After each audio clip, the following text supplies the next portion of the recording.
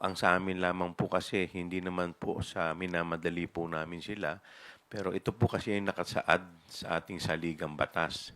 Ang Senate po is a continuing body. Kaya po kahit po simulan ito sa 19th Congress, po pwede pa rin po itong ituloy sa 20th Congress. Ang impeachment po kasi, hindi po ito kagaya ng criminal case na proof beyond reasonable doubt. Ang pagre-resign niya, ang nare-resolve lang nito yung removal. Pero hindi po nadidesisyonan yung isa pong hinihingi po naming relief, which is yung disqualification. Hindi ho ordinaryong usapin ng isang nakaupong vice presidente ay magsasalita ng ganong paraan, sa ganong paraan, at siya din she stands to benefit in case magkaroon ng vacancy sa tanggapan ng pagkapangulo.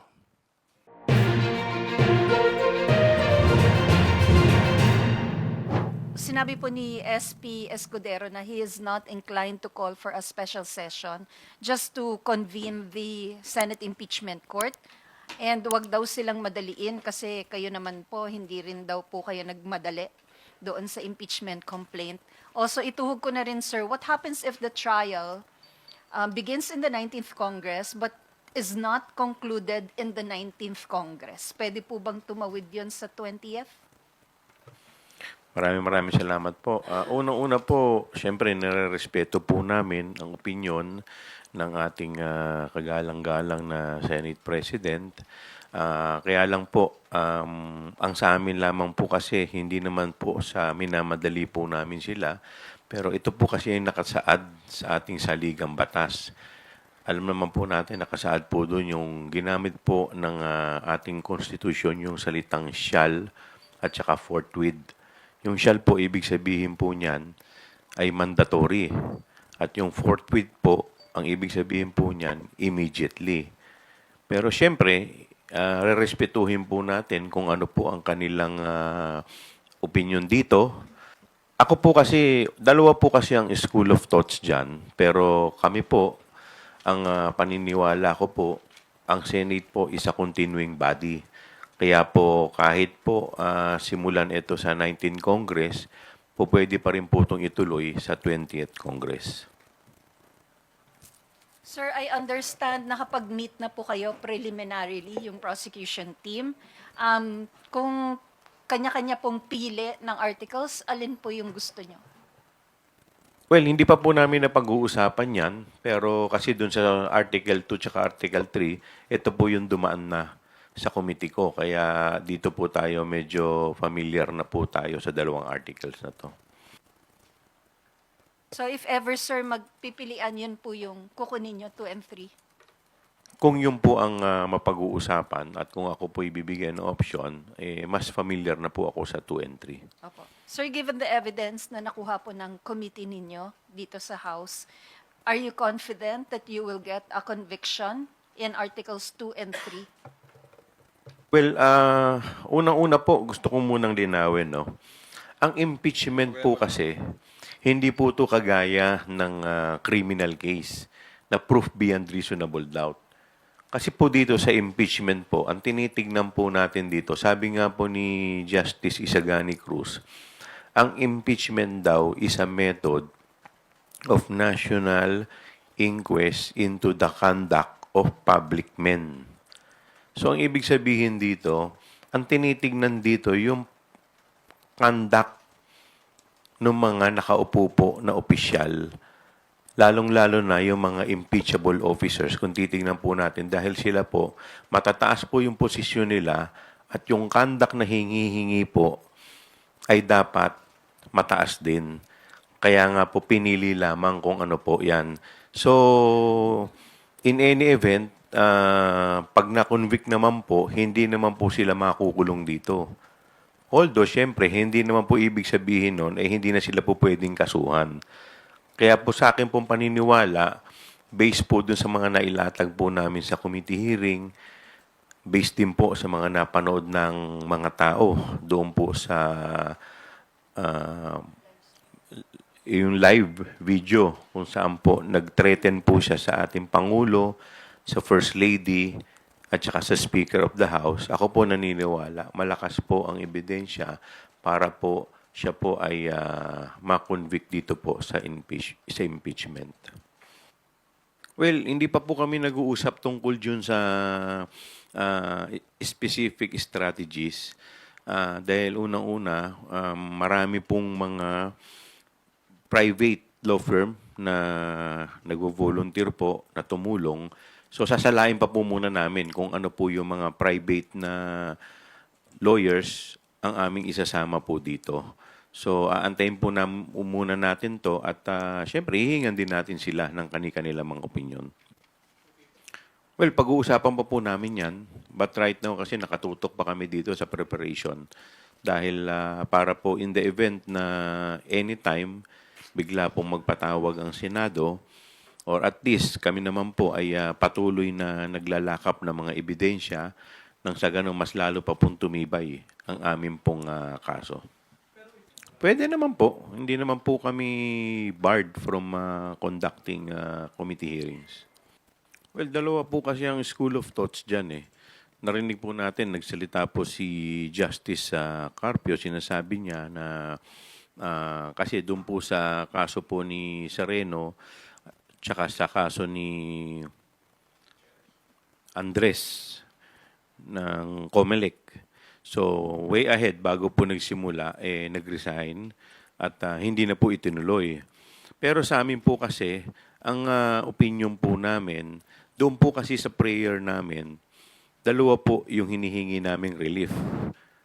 Una po, removal from office. At number 2, disqualification from holding public office.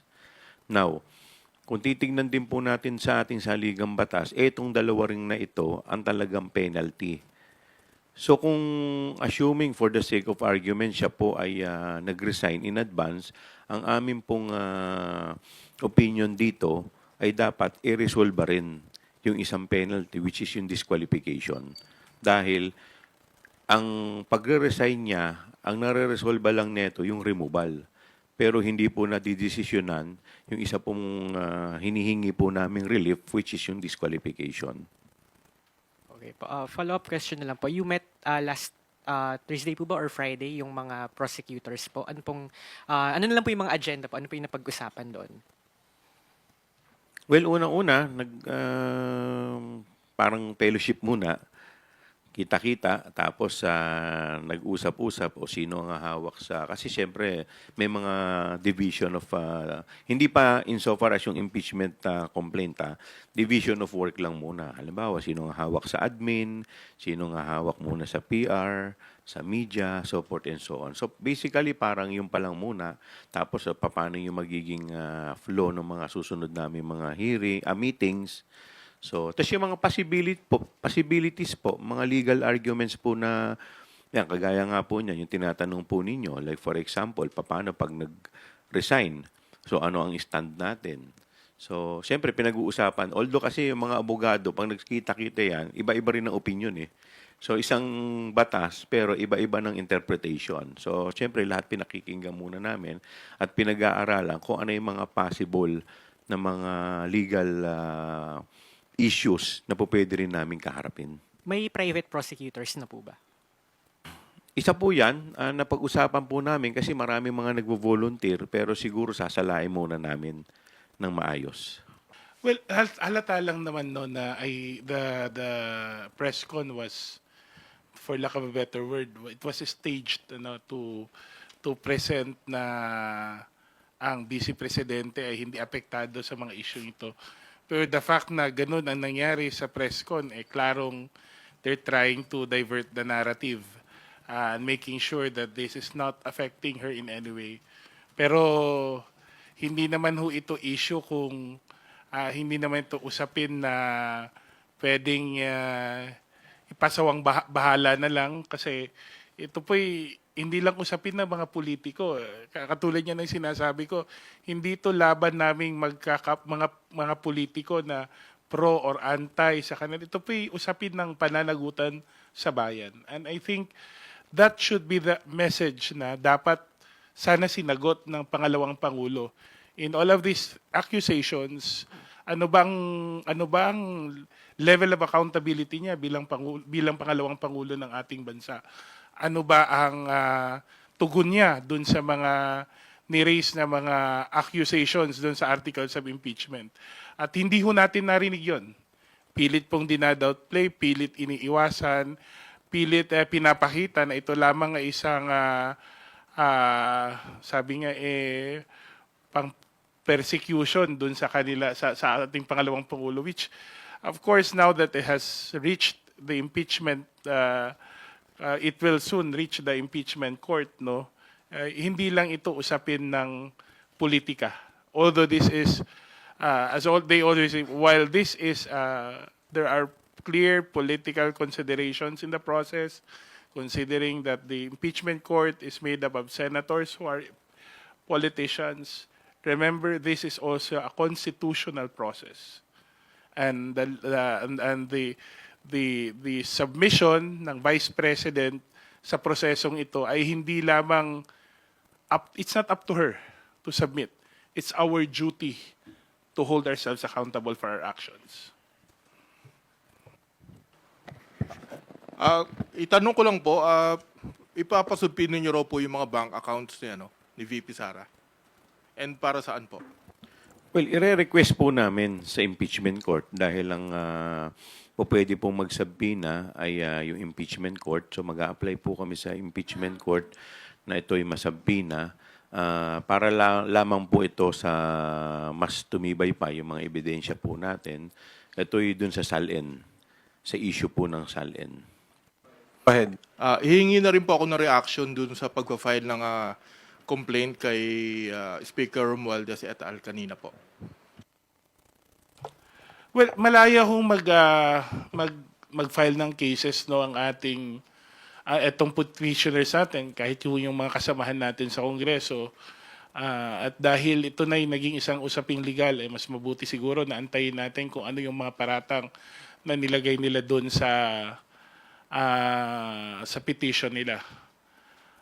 But kung ako ho ang tatanungin nyo, ito po'y klarong diversion lamang sa mga issues. Kasi kung iisipin mo, ang tagal na nilang pinag-uusapan yung budget, bakit ngayon na nila naisipan mag-file ng cases pagkatapos na i-transmit ang impeachment sa Senado. So clearly there is an effort to downplay the move of the House to transmit the impeachment to the Senate and also divert the attention ng ating mga taong bayan ukol sa totoong issue na dapat sagutin ng kabilang kampo. Publicly known yung ginawang pagbabanta ni VP Sara Duterte dito sa may kausap siyang assassin at tatawagan na lang in case na may mangyari. Pero sa press con niya, publicly niya rin dininay. Does this set a precedent na baka sa impeachment court, maraming mga pagdideny at pagpapasinungaling dun si VP Sara, kung sakaling ganun yung maging dating, ano po ang anong reaction muna natin sa ganun na behavior as of now?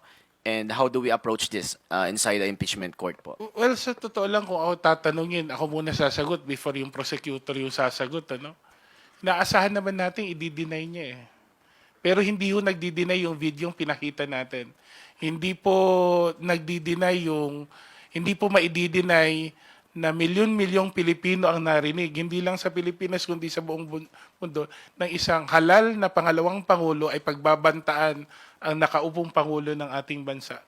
Ang unang ginang at ang speaker ng House of Representatives. In the end, hindi lang to usapin na her word against ours. There is evidence to show that she did it, that she made the threats, and that it is the position of the House, kaming pumirma sa impeachment, that she needs to be made accountable for that. Hindi ho ordinaryong usapin ng isang nakaupong vice presidente magsasalita ng sa ganong paraan, at siya din she stands to benefit in case magkaroon ng vacancy sa tanggapan ng pagkapangulo.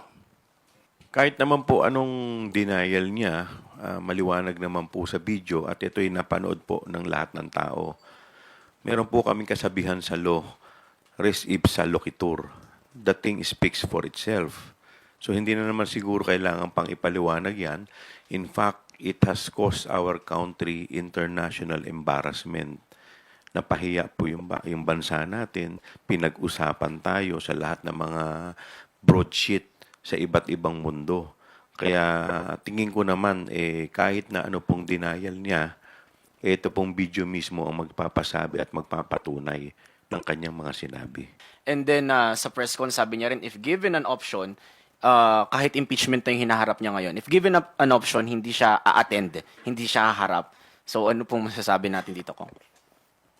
Well, depende yan sa magiging diskarte ng defense at ng prosecution. Dahil pag siya naman po ay ni-require, pag ni-require po siya ng impeachment court na humarap, papadalan po siya ng summon, ng subpoena, maobliga po talaga siya na humarap.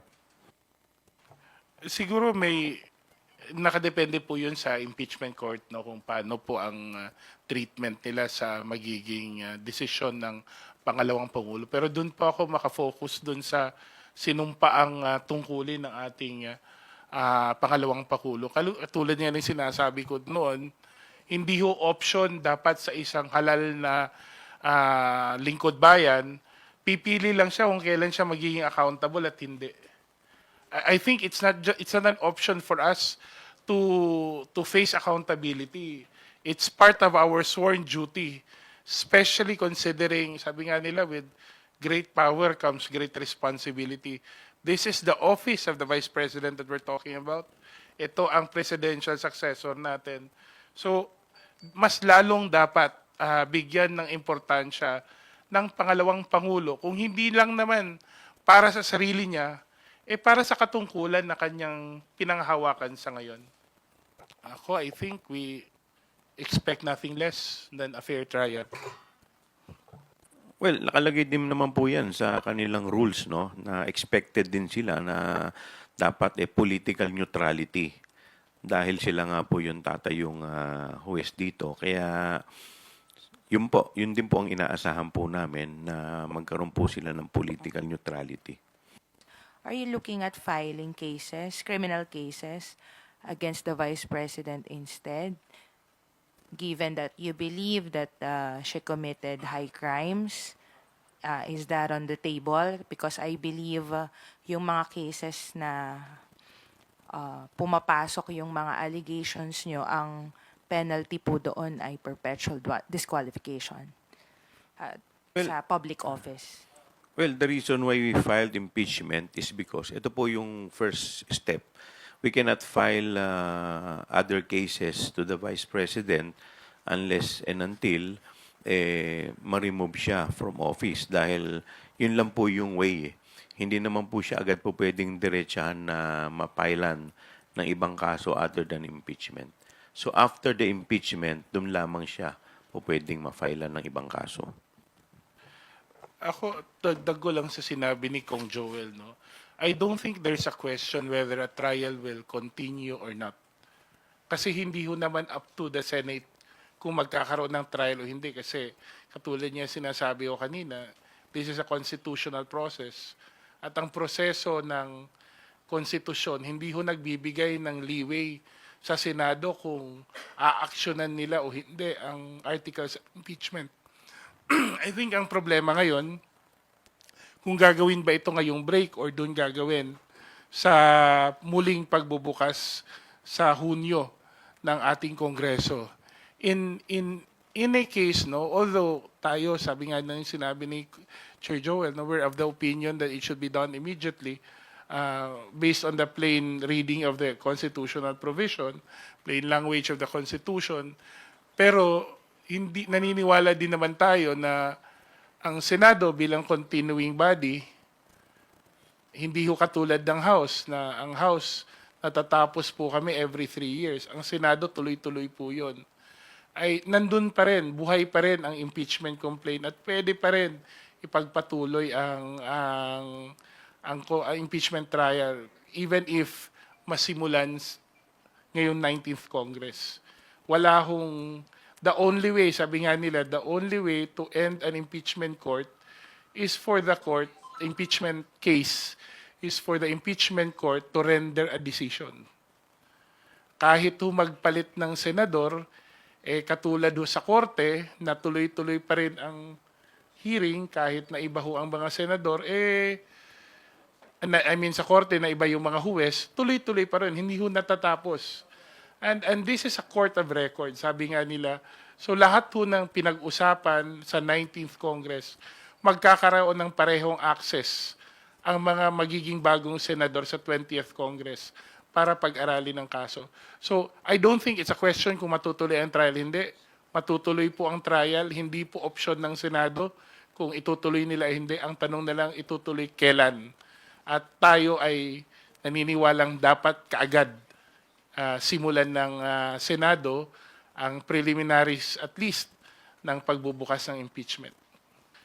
Nasagot na ho ng Senado, nasagot na rin ho ng ating Senior Vice Chair ng Appropriations ang posisyon po ng ating House ukol doon sa usapin ng blank space, blank spaces sa BICAM report. No?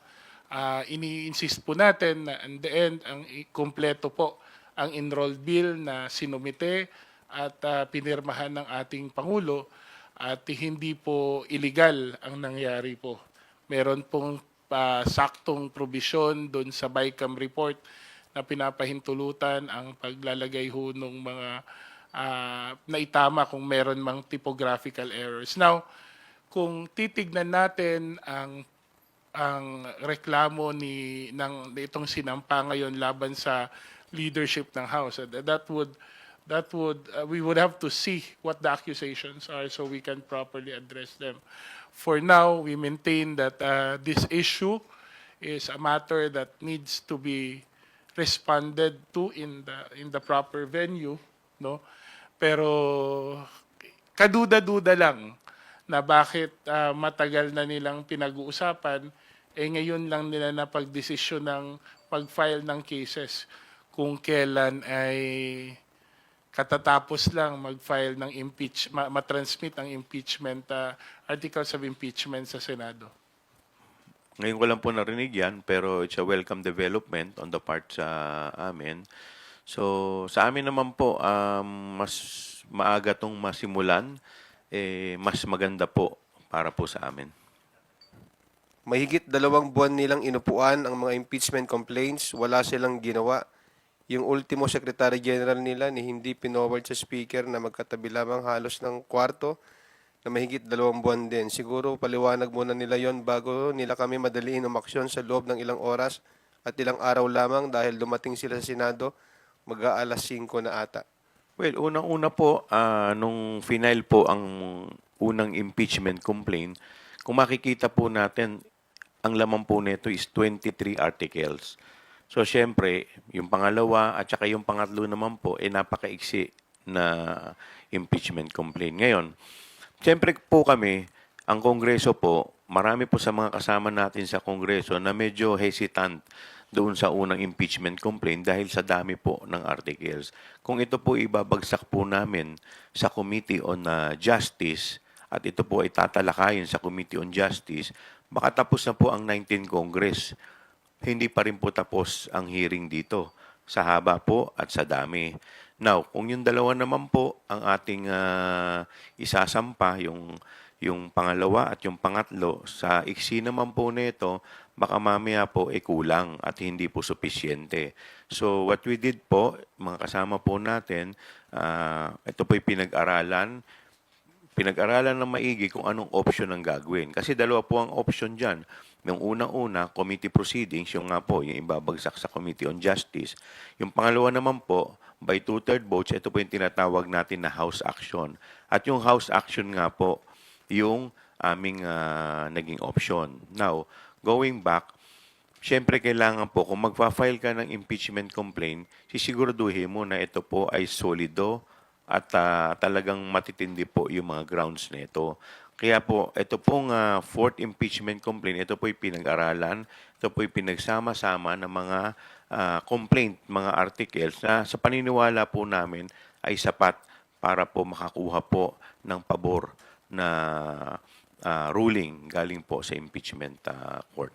Hindi dahil wala kayong naririnig o walang formal na nangyayari sa Kongreso, no, formal na proseso, na nangyayari sa lower house. ay masasabing inupuan na ng mga congressmen yung mga naunang impeachment complaint. Kung titignan po ninyo, marami pong mga congressman, katulad nung sinabi ni, I think I remember the SecGen saying once na may mga congressman na bumababa dun sa Office of the Secretary General para kubuhan ng kopya ng ating impeachment. Sa totoo lang ho, mula nung first na impeachment ay nagkaroon na rin ng informal na pag-uusap ang mga congressman. Kasi alam naman namin na hindi ho namin pwedeng ipagwalang bahala lang. We have, at a certain point, we knew we had to perform our constitutional duty of acting on the impeachment. So, hinanda ho namin individually, eventually yung paisa-isa namin, pakonti-konting grupo na usapin, ay nagkaroon na ho ng traction until we realized that this was the way to go. Yung House action, katulad nung dinescribe po ni Chairman Chua. So hindi ho ibig sabihin na walang narinig sa media o walang nakikitang gumagalaw externally, pinabayaan ho impeachment. I don't think that's a fair description, to say the least. In fact, kung nag-decide pa kami na dumaan sa Justice Committee, ang nangyari ho, mas humaba ho ang proseso. Kasi mas matagal po na usapin yon, yung determination ng form of substance. So, mas minabuti namin na magkaroon ng pang-apat na complaint building on the strengths of the first 3 impeachment complaints, at sa tingin ho namin, at base rin sa legal advice na nakukuha ng ating mga congressmen, pinagsama mga legal teams na bumalangkas ng 4th impeachment, ito po ay isang matibay na kaso na hinain po sa Senado. The House of Representatives is not a continuing body, unlike sa Senate na continuing body siya. So, valid pa rin po ba yung article of impeachment na tumawid ng 20th Congress? Opo, kaya nga po ito po tinapos namin at i-final dahil ito po ang bola po nasa Senate na, at yung Senate po pwede na po nilang i-hear ito base po dun sa articles of impeachment na aming final. Alam po ninyo sa Amerika po, nangyayari po yan, nakakaapat na rin po yata, kung saan sa ibang Congress pinail yung impeachment, sa next Congress doon tinray yung impeachment. So ito po hindi naman bago. Nangyari na rin po ito sa Amerika. Dadagdag ko lang, yun yung nangyari kay Bill Clinton. Si Bill Clinton po, dating Pangulo ng Estados Unidos, ay na-impeach noong 105th Congress. Tapos ang trial niyo po nangyari noong 106th Congress, Senado ng 106th Congress. So, katulad ng sinabi ni Chairman Chua, the Constitution actually makes a distinction between the legislative and non-legislative functions of Congress. At ito pong ating impeachment power ay kasama po to sa non-legislative. At ang aming school of thought po is ang non-legislative functions ay hindi po bound ng mga tinatawag nating temporal iterations ng Kongreso. Ito kung yung first, second to 18th, 19th Congress. Klaro po yung konstitusyon. The House has the exclusive right to impeach. The Senate has the sole power to try and hear cases of impeachment. So, ngayon na nasa Senado na po ang articles of impeachment, ay yung pa incumbent na on the Senate to try and decide on the case. That is the call of the Senate, of the Senate President. Sa amin naman po, gagawin lang namin yung mga sa tingin namin ay tama based on legal at ito naman po talaga ginagawa naman po hindi lamang po sa impeachment, maski naman po sa mga regular court, kasi ang impeachment po ang isa lamang po sa mga exemption sa bank secrecy law. Well, kagaya nga po ng binanggit namin kanina, iba-iba po talaga ng interpretation ng mga abogado. So, basta't sa amin po, ang paniniwala po namin, this is, the Senate is a continuing body at ito po ay magtutuloy-tuloy. I think sa base sa naunang mga interview ng Senate President, no, I think has insisted on this, that the Senate is a continuing body and that the non-legislative functions of Congress are not limited by the end of the 19th Congress, moving towards the 20th Congress. So, Attorney Macalindal is free to express his opinion, but I think the growing consensus is that the trial can continue up to the 20th Congress. So una sa lahat, maraming salamat sa inyong mga katanungan kay Kong Joel. Etong impeachment po ay hindi po ito laban ng mga politiko, hindi po ito laban ng mga pro-Duterte at anti-Duterte na mga politiko o mga kampo. Ito po'y laban para sa pananagutan, ito po'y laban para sa katotohanan at katarungan. Kung titignan po natin ang sinasaad sa ating saligang batas, ang isang impeachment ay hindi ho para i-convict or sabihin na lang natin i-prosecute yung isang tao dahil sa kanyang ginawa, kundi ito'y isang pamamaraan para ipagtanggol ang Estado to protect the states from mga leader na pwedeng gamitin ang kanilang kapangyarihan o katungkulan sa kanilang personal na advantage. And that's what we're trying to do here. We're trying to protect the state. We're trying to save the Philippines. Hindi po ito laban sa isang politiko. Ito po'y laban ng bayan para sa pananagutan na dapat kaming mga lingkod bayan ay handang gawin o handang harapin kasi kasama po yun sa aming sinumpaang tungkulin. Maraming salamat po. Thank you. With that, thank you again, Chairman Joel Chua from Manila's 3rd District and Chairman Jude Asidre from Tingog Party List for joining us today. To everyone, maraming salamat po ulit sa inyong partisipasyon. Magandang tanghali.